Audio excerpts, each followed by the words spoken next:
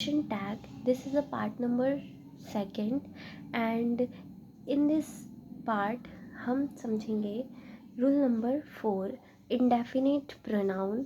सो indefinite pronoun क्या कहता है कि जैसे एनीथिंग, समथिंग, नथिंग, एवरीथिंग, अगर हमें सेंटेंस में फर्स्ट पार्ट पे सेंटेंस के हमें इनमें से कोई से भी अगर हमें वर्ड दिख जाते हैं, सो हम क्वेश्चन टैग में इट का यूज़ करते हैं.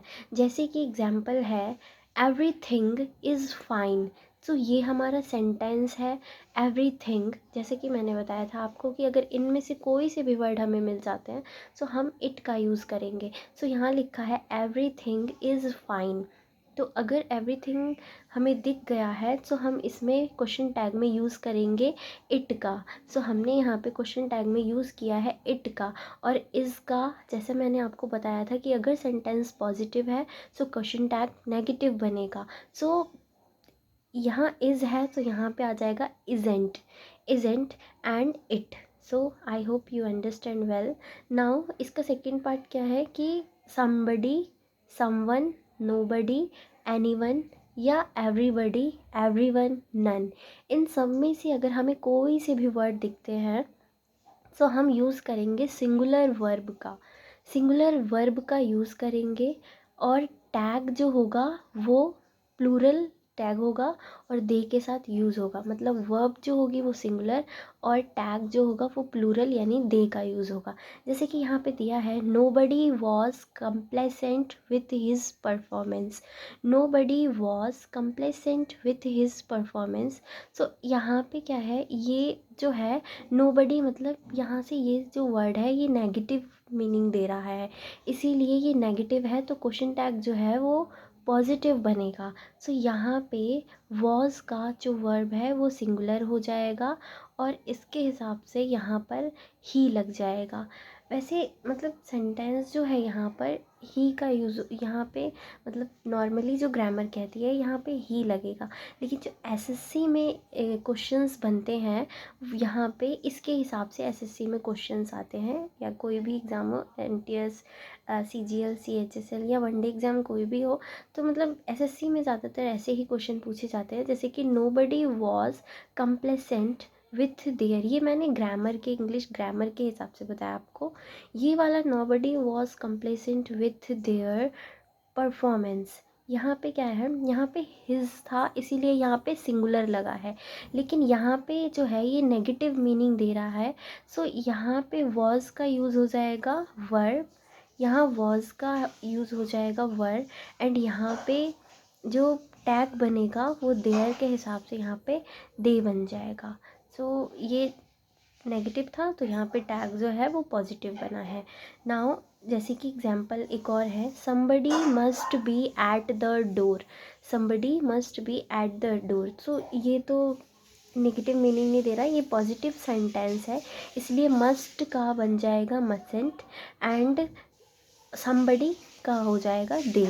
मतलब अगर आपको इनमें से कोई से भी वर्ड दिखते हैं सो आप जो टैग का यूज़ करेंगे वो टैग जो है वो दे के साथ बनेगा, दे के साथ बनेगा. लेकिन ग्रामर में ऐसा कहा जाता है कि आपको यहाँ पे सिंगुलर लगाना है लेकिन जो टैग बनेगा वो प्लूरल का ही बनेगा.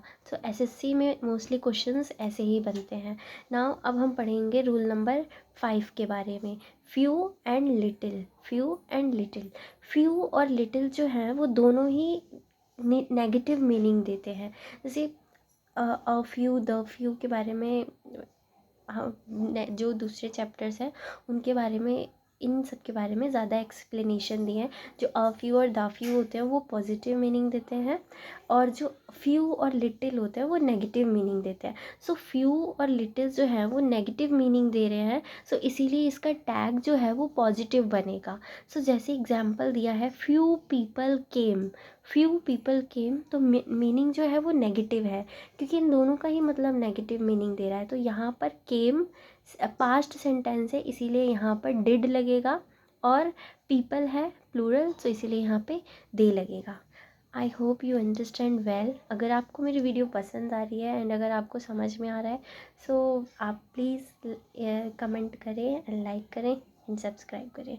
Now rule number 6, rule number 6 क्या कहता है, कलेक्टिव नाउन जैसे कि जूरी और कमेटी, ये सारे कैसे नाउन है, ये कलेक्टिव नाउन है। सो अगर सिंगुलर वर्ब होगी सो हम इट का यूज़ करेंगे, ठीक है। जैसे एग्जाम्पल दिया गया है, अगर वर्ब सिंगुलर होगी, मतलब अगर कलेक्टिव नाउन के साथ वर्ब सिंगुलर दी होगी सो हम यूज़ करेंगे इट का। जैसे द जूरी, ये कैसा नाउन है, ये कलेक्टिव नाउन है और इसके साथ वर्ब कैसी यूज़ की है, सिंगुलर यूज़ की है। जैसे हैज़ हैव हमने पढ़ा ही होगा, हैव जो है वो प्लूरल के साथ यूज़ होता है और जो हैज़ है वो सिंगुलर के साथ यूज़ होता है। सो यहाँ पे जो कलेक्टिव नाउन है वो हैज़ है और हैज़ जो है वो सिंगुलर है। सो दैट्स वाई यहाँ सेंटेंस है the jury has taken the decision, ये सेंटेंस है और इसके साथ हम हैज़ का जो पॉजिटिव है तो यहाँ पे हैजेंट हो जाएगा। लेकिन जैसे कि मैंने आपको बताया था कि जब भी कलेक्टिव नाउन के साथ वर्ब सिंगुलर होगी सो हमें किसका यूज़ करना है, इट का। सो इसलिए यहाँ पे हमने इट का यूज़ किया है।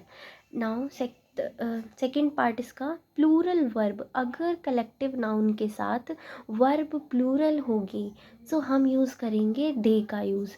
जैसे यहाँ पे लिखा है द कमिटी, द कमिटी वर, देखो प्लूरल वर्ब है, in their opinion, in their opinion. तो यहाँ पे क्वेश्चन टैग कैसे बनेगा, वर का वरेंट, एंड कलेक्टिव नाउन के साथ प्लूरल वर्ब है इसीलिए यहाँ पे हम दे का यूज़ करेंगे। सो गाइज़ अभी ये पार्ट 2 है, इसके 2 रूल और हैं 7 एंड 8, ये मैं आपको पार्ट 3 वीडियो में बताऊँगी। और जब तक जो मैंने आपको क्वेश्चन टैग पढ़ाए हैं इसके अकॉर्डिंग मैं आपको एक क्वेश्चन देती हूँ, एंड अगर आपको मेरी वीडियो से समझ में आया so please comment in answer the question. एक एग्जाम्पल है, जैसे कि ये बुक से मैंने लिया है एक, Rohan didn't attend the party, Rohan didn't attend the party. So इसके 4 ऑप्शन हमें दिए हैं 1 2 3 4। सो आपको मुझे बताना है कि इसका आंसर जो है वो कौन सा होगा। So thank you so much. So आज का आपका ये क्वेश्चन है। अगर आपको वीडियो समझ में आई है, आपको अगर वीडियो अगर आपने सही से देखी है तो ज़रूर आप इस क्वेश्चन का आंसर कर पाएंगे and you will be eligible to give the answer. So thank you so much.